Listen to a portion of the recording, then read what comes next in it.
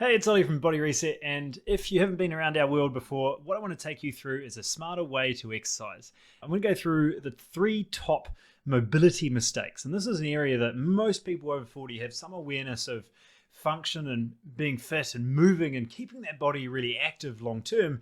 And when it comes to mobility, that's really your ability to make sure those joints are holding up when you're doing the activities that really keep that body alive. And there's some really, really key mistakes that are fundamentally flawed that are getting in the way of you keeping yourself mobile, fit, active long term. And the way I want to share it with you really, really briefly before this iPad dies is through just an understanding of that Golden Gate Bridge. All right. So if you can visualize this as the bridge and you've got those 5 ropes holding that main, bridge together, right? So this big one here. Okay. Now, if I was to remove this middle rope, what do you think would happen, right? What do you think you would do? Well, the first thing you'd probably look at is strengthening this one and this one, okay?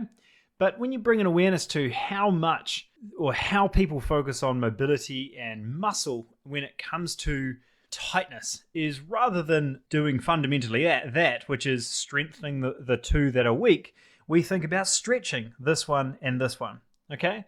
And that's really what I want to spend some time on today is an awareness of if a muscle fundamentally all it can do is contract, we need to bring an awareness to where does tightness come from, right? And if we're trying to improve mobility, I think that's the fundamental foundational understanding that needs to change, right? Because at the moment, how we approach tightness is, oh, something's tight, we're going to stretch it, right? And ultimately, that's going against our body's natural mechanism to protect joints, right? So if there's tightness in a particular spot, let's say your hip flexors, right, or your lower back, rather than stretching out the lower back or stretching out the hip flexors, the first question we should ask, if we're going to put it in comparison to the Golden Gate Bridge, is, okay, there's more stress on this area because something else is not working, right? Like the rope that is missing. So bringing awareness to if I want to strengthen how my body or get rid of this tightness, improve how my body functions, the goal should be what stopped working, what's not functioning like it should. And I can tell you 9 times out of 10, we're looking at glutes, we're looking at hamstrings, we're looking at core. What are those other muscles that really allow us to strengthen and get them back online, get them switched back on so that ultimately those joints and those movements are functioning again? And if you understand that one key function, you've just shifted how 99% of the population look at mobility. Because when we think about tightness, we stretch and we stretch and we stretch. And I've met people that have been stretching their hamstrings for 20 plus years and they've still got tight hamstrings. We then go look at their hip flexors, their glutes, whatever muscles that weren't functioning and firing like they should be, get them strong, activate them, and they've got twice as much range as they've ever had. So there's a really key foundation that I want to go through here, which is mobility is flexibility plus strength. And that's the key bit missing. Passively just stretching into a range and holding yourself there is fine in itself as a nice wind down routine, a bit of extra blood flow, and intention towards breathing into lengthening muscles. There's absolutely benefit in that. But if that's your only way of improving mobility long term, you'll find as soon as you get a little niggle or injury somewhere, everything just coils up like a rubber band and is not functioning and firing like it should because there's obvious weaknesses. And we all have them. I have them, you have them. There's going to be movements and activities that we do in our day, week, and year that are repetitive that cause certain strengths to come through. So maybe we're stronger through our shoulder and we have that weakness through our pec. Maybe we're stronger through our quads and we have that weakness in our hamstring. Bringing awareness to how fundamentally mobility works is bringing back balance to those muscles. And if there's any activity, any sport, any work project that requires a level of muscle, there will be imbalances present. Okay, so with that in mind, there's 3 key areas or mistakes that I want to address and walk you through to improve your mobility. So the first one is stretching, right? I've got nothing against stretching in itself, but it's really an awareness of where do I place it in the day and what's its purpose, okay? So when we're looking at stretching, it's like I mentioned before, it's a really nice way to get some of that length and blood flow back into the muscles either post-training or before bed. I don't want to look at passive static stretching before a workout because the goal here is to make sure we can prime and contract muscles through the workout, not lengthen further. So if you're trying to create more range before getting into a movement or starting a sport, whatever it might be, looking at priming the muscles that are working is a much better way of getting the body ready than focusing on the muscles that are tight that are trying to protect a joint. All right.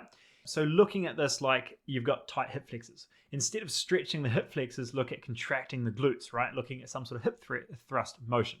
If you've got tightness through your pec, look at contracting your lower traps, your lats, getting some of those muscles and stabilizers in your back working before you go into a pressing tight motion.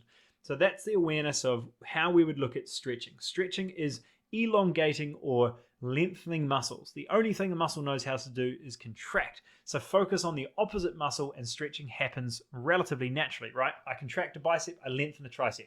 I contract a tricep, I lengthen a bicep. Now, of course, there's a shoulder function in there as well, but you get the rough concept, okay?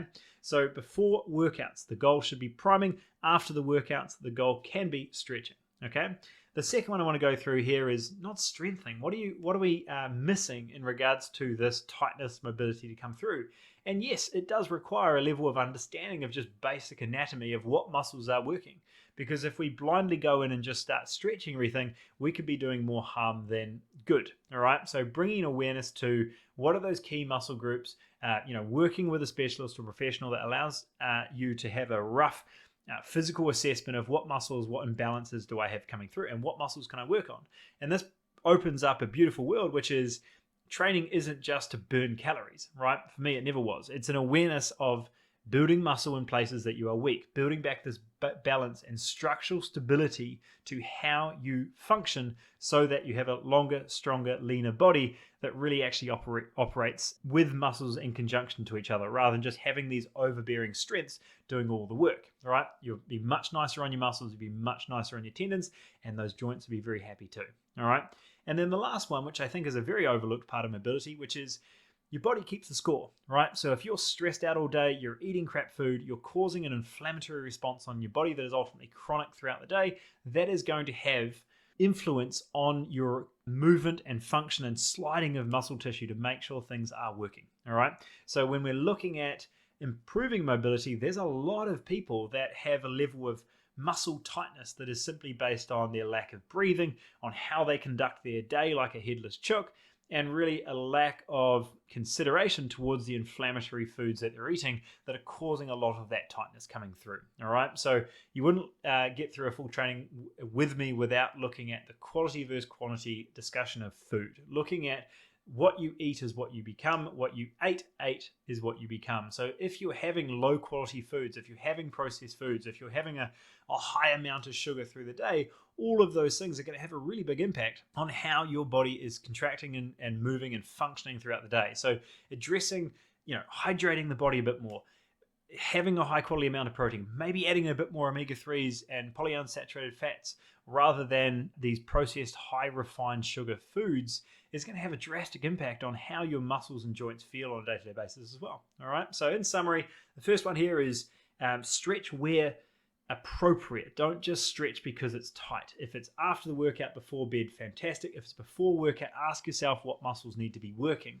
2, when we're looking at moving and exercising, how can we make sure that we're balancing out the muscles we're training? If all we ever do is cycling, then we're going to have really, really strong quads and not much else. So what can we look at to build out our glutes, our hamstrings, our core, our back, to make sure we can really build a more well-balanced physique that allows our joints to be happy as well as these muscle balances to work, okay? Or at least to get rid of a lot of these tightnesses because muscles are working together.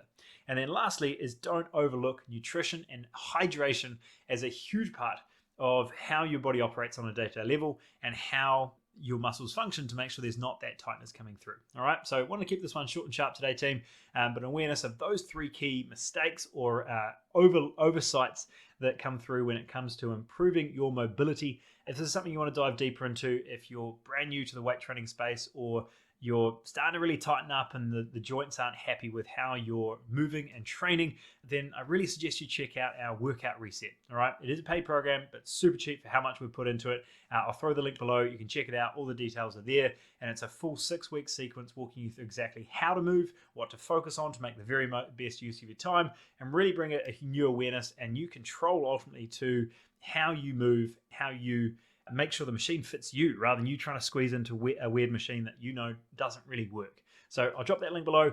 I hope this was helpful or at least insightful. And if you want me to do more of these in the future, please let me know. Hope you have an amazing week, team, and we'll see you again soon. Bye.